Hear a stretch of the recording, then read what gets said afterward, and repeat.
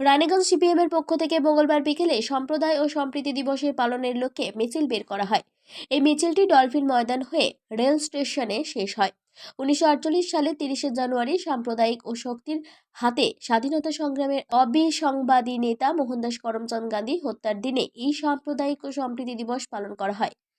এই দিনের এই মিছিলে উপস্থিত ছিলেন দিব্যেন্দু মুখার্জি, অনুপ মিত্র সহ আরো অনেকে। হত্যা করেছিল তার প্রতিবাদে গান্ধীজির সঙ্গে আমাদের যাই মতপার্থক্য থাক, তিনি সাম্প্রদায়িক ছিলেন। স্বাভাবিকভাবে আজকে সাম্প্রদায়িক তাবড় নষ্ট হচ্ছে, তার বিরুদ্ধে আমরা মানুষকে জাগরণ করার জন্য এই যে রাজনীতিকে ধর্মের সঙ্গে মেশানো হচ্ছে, তার বিরুদ্ধে আমরা বলতে চাই যে আজকে আমাদের সাম্প্রদায়িকতা ভুলে গিয়ে গান্ধীজির যে নীতি, সেই নীতি বিশেষ করে বিভাজনের বিরুদ্ধে যে নীতি, সেই নীতিকে আমরা জানাতে চাই মানুষকে। রানীগঞ্জ থেকে সঞ্জয় যাদবের রিপোর্ট, 99 নিউজ বাংলা।